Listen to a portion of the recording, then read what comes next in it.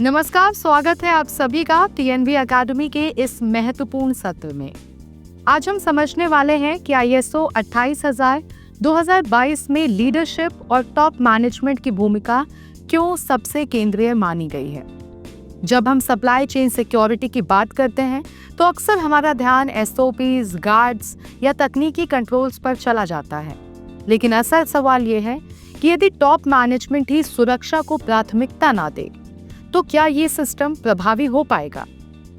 ISO 28000 स्पष्ट रूप से बताता है कि सुरक्षा प्रबंधन प्रणाली दस्तावेजों से नहीं बल्कि मजबूत नेतृत्व से चलती है।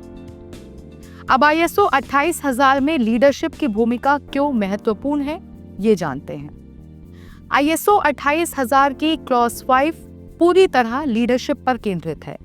ये धारा ये स्पष्ट करती है कि टॉप मैनेजमेंट को केवल सिस्टम को अप्रूव करने तक सीमित नहीं रहना चाहिए, बल्कि उसे सक्रिय रूप से नेतृत्व करना चाहिए।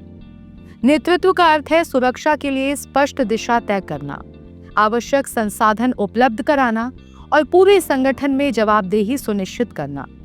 जब नेतृत्व सुरक्षा को बिजनेस प्रायोरिटी बनाता है, तभी संगठन का हर स्तर उसे गंभीरता से अपनाता है। अब हम जानेंगे टॉप मैनेजमेंट की मुख्य जिम्मेदारियां। ISO 28000 के अनुसार टॉप मैनेजमेंट की जिम्मेदारियां अनेक पहलुओं पर होती है। उन्हें सुरक्षा नीति स्थापित करनी होती है, सुरक्षा उद्देश्यों को संगठन की रणनीति से जोड़ना होता है और ये सुनिश्चित करना होता है कि पर्याप्त संसाधन उपलब्ध। इसके साथ साथ सुरक्षा संस्कृति को बढ़ावा देना, भूमिकाओं और जिम्मेदारियों को स्पष्ट करना, जोखिमों और अवसरों की पहचान में भाग लेना और प्रभावी संवाद बनाए रखना भी नेतृत्व की जिम्मेदारी होती है। ये सभी कार्य केवल कागजों तक सीमित ना होकर व्यवहार में भी दिखने चाहिए। अब हम जानेंगे सुरक्षा नीति के बारे में। दिशा दिखाने वाला आधार। सिक्योरिटी पॉलिसी बनाना और उसे समर्थन देना टॉप मैनेजमेंट की पहली और सबसे अहम जिम्मेदारी है। ये नीति सरल, स्पष्ट और संगठन के उद्देश्यों से जुड़ी होनी चाहिए। इसमें सुरक्षा के प्रति प्रतिबद्धता, कानूनों के अनुपालन, जोखिमों के प्रति जीरो टॉलरेंस और निरंतर सुधार की भावना स्पष्ट रूप से दिखाई देनी चाहिए।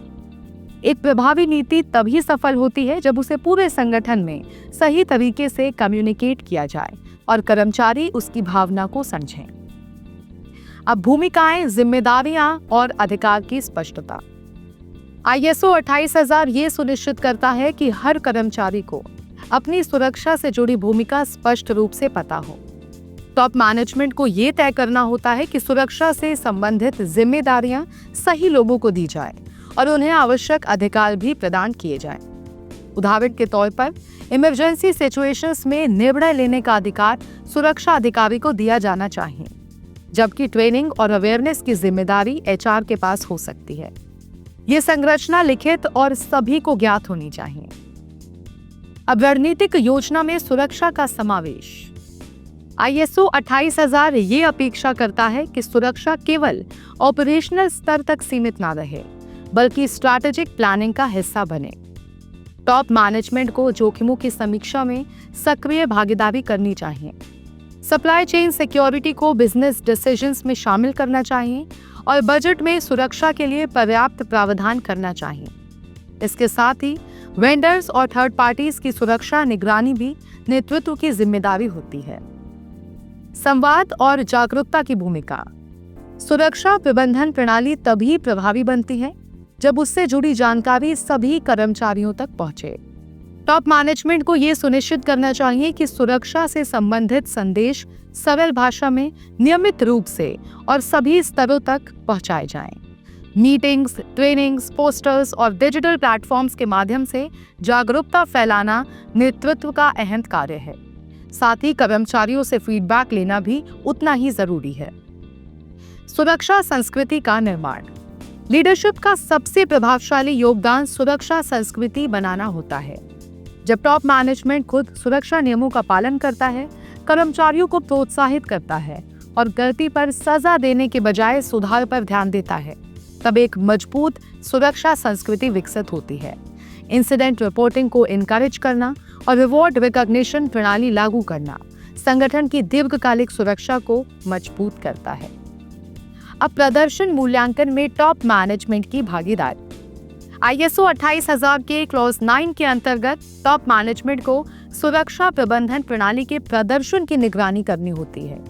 उन्हें यह समझना होता है कि सुरक्षा उद्देश्य कितने पूरे हो रहे हैं, ऑडिट के निष्कर्ष क्या दर्शाते हैं और इंसिडेंट ट्रेंड्स किस दिशा में जा रहे हैं। इस सभी पहलुओं पर मैनेजमेंट रिव्यू मीटिंग्स में चर्चा कर रणनीतिक निर्णय लिए जाते हैं। अब निरंतर सुधार में नेतृत्व की भूमिका। ISO 28000 निरंतर सुधार पर आधारित मानक है और इसमें टॉप मैनेजमेंट की भूमिका निर्णायक होती है। नेतृत्व को नॉन कन्फर्मिटीज की रिपोर्टिंग को प्रोत्साहित करना चाहिए, करेक्टिव और प्रिवेंटिव एक्शंस की निगरानी करनी चाहिए और रूट कॉज एनालिसिस को गंभीरता से समझना चाहिए। जब टॉप मैनेजमेंट सुधार को प्राथमिकता देता है तो पूरी प्रणाली स्वतः मजबूत होती जाती है। लीडरशिप की अनुपस्थिति के जोखिम। यदि टॉप मैनेजमेंट ISO 28000 को केवल एक औपचारिक या कागजी आवश्यकता समझता है तो सुरक्षा प्रणाली कमजोर हो जाती है। संसाधनों की कमी, कर्मचारियों की कम जागरूकता, निष्क्रिय नीतियां और खराब ऑडिट परफॉर्मेंस इसके सामान्य परिणाम होते हैं। सुरक्षा की नींव नेतृत्व है। अंत में ये स्पष्ट है कि ISO 28000 में लीडरशिप और टॉप मैनेजमेंट की भूमिका केवल सहायक नहीं बल्कि निर्णायक है। मजबूत और सक्रिय नेतृत्व के बिना सुरक्षा प्रबंधन प्रणाली सिर्फ दस्तावेज बनकर रह जाती है, जबकि प्रेरणादायक नेतृत्व के साथ वही प्रणाली संगठन की वास्तविक ताकत बन जाती है। नेतृत्व से ही सुरक्षा की शुरुआत होती है और वहीं से उसका भविष्य भी तय होता है। हम फिर मिलेंगे ऐसे ही जानकारीपूर्ण वीडियो के साथ। तब तक के लिए आप देखते रहे TNB अकेडमी। धन्यवाद।